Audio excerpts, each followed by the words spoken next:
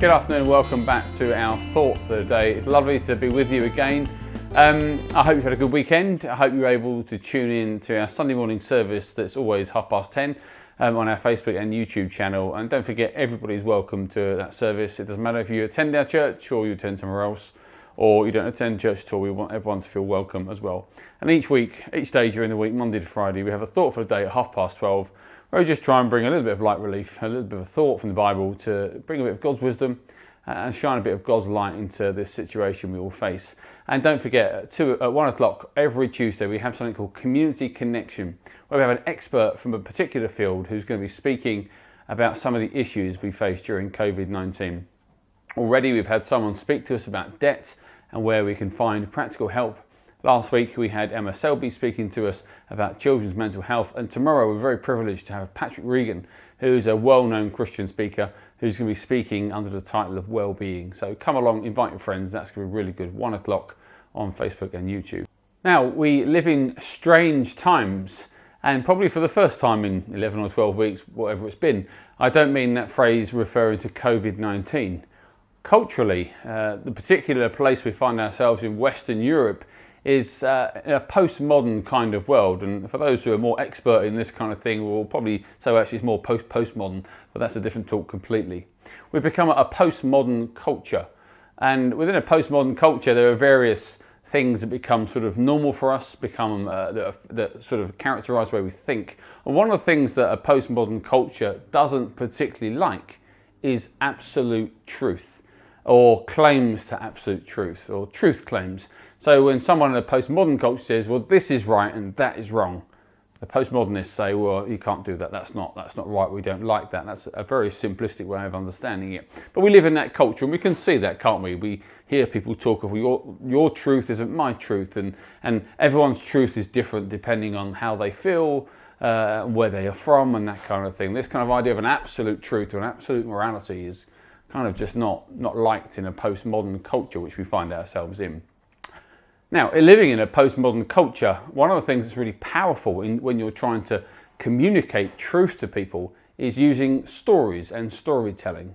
Culturally, the power of the personal story or the personal account can be very effective when trying to communicate with people. Well, last week I talked about how the object lesson is a great tool for communicating, but actually the use of storytelling is also very powerful as well. And what I love is that Jesus, 2,000 years ago, led the way on how to communicate, not just to our postmodern culture, but all kind of cultures. Every culture in the world you will find Jesus somehow speaking or showing us by his example how to communicate with them, and that's a wonderful thing about the Word of God. But Jesus told stories. Jesus was an excellent storyteller. They're called parables. A parable is called an earthly story with a heavenly point.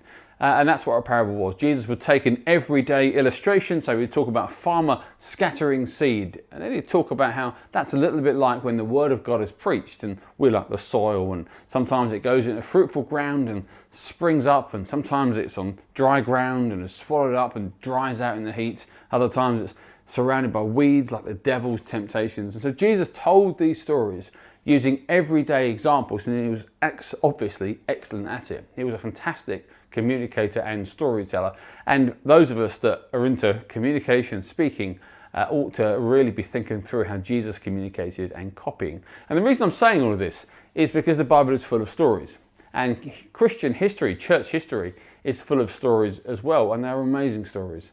And I love the fact in Hebrews 11, when the writer of that book is trying to encourage oppressed, struggling Christians, in chapter 11, one of the great chapters of the New Testament, the writer of Hebrews just reminds them of all of those amazing stories that kind of scatter through the Old Testament. Abraham, Isaac, people like that. In a way, it's saying, the writer's saying, these people stood firm. Here's their story. Now write yours and stand firm as well. And so all of this week, we're going to be telling stories. Stories that mean a lot some to me and some to some other people. So I'm going to get out of the way today. I'm doing one today and then one at the end. And then my wife Andrea is going to speak on Wednesday, and then Dave Tucker from the church is going to be sharing on Tuesday and Thursday. And they're going to share some stories of Christians that have inspired them. And I'm going to finish the week off on Friday. So let me just briefly share one story directly from the Bible. The rest of this week will be just from Christian history. I want to share one of my favourite stories from the Bible, and it's, of course, the story of David and Goliath. If you don't know the story of David and Goliath, it takes place in the Old Testament, in the book of 1 Samuel, which is kind of about a third into the Old Testament. And it involves a young shepherd boy named David, who's very young, and then a giant 9-foot man called Goliath. And he's a Philistine. David is an Israelite. And what happens in the story is that the Philistines gather their forces together. We're told they come and they stand opposite the Israelite army.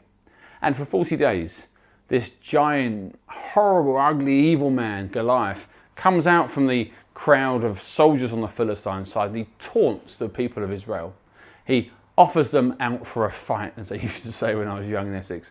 And 40 days, they say, if you can kill me, we'll be your slaves. No worries. If not, you'll be ours. And he threatens them, and he comes against them, and he scolds them, and he goads them for 40 days. And it says that the Israelite army were absolutely terrified. So you've got this giant of a man who's angry, who's scary. The Israelite armies are lining up, and they're absolutely terrified. They cannot see a way past and through. And so into the story comes this young shepherd boy, sent by his dad to give some provisions to his brothers on the front line. And as he walks up, he's talking to his brothers, and he hears Goliath come out on his daily taunt. And David says something incredible. The Bible tells us that all the army were quaking, they were terrified. David, as he hears him, he says this. He says, "What will be done for the man who kills this Philistine and removes this disgrace from Israel?" And he says this, I love this. "Who is this uncircumcised Philistine that he should defy the armies of the living God?" David is consumed with zeal. He knows his position. He knows they're the apple of God's eye. He knows they're God's people, Israel. He knows they're the chosen people of God. And if God is for them, who's this guy? Who's this guy to come against them and defy them and taunt them in such a horrendous way? And so he speaks with that youthful passion that you have when you're that age and you should try and keep. He's told to shush. He's told to pipe down. His brothers say, why don't you go home and look after the sheep? But the king hears of this, and Saul calls him in. And David offers to go and fight Goliath. And I think Saul probably thought, well, no one else is volunteering. We've got to break the deadlock. And so David has put all this armour on him from the king, and he says, it's too heavy, take it off. And then he goes onto the field to battle with Goliath. And then the next part of our story happens. As David approaches this giant of a man, Goliath is almost insulted at who the Israelites have sent out. A young boy says, "Am I a dog that you come at me with sticks?" And then the Philistine cursed David by his gods, and he says this, "Come here, and I will give your flesh to the birds and the wild animals." And at this point, we know David only has a slingshot with 5 stones, and Goliath has a giant sword and shield. But this is probably the greatest line of any battle scene you might ever see on telly or read anywhere else. This is one of the great lines of the story as well. David looks him square in the eye, and he says to the Philistine, "You come against me with sword and spear and javelin, but I come against you in the name of the Lord Almighty, the God of the armies of Israel, whom you have defied. This day the Lord will deliver you into my hands, and I will strike you down and cut off your head. This very day I will give the carcasses of the Philistine army to the birds and the wild animals, and the whole world will know that there is a God in Israel.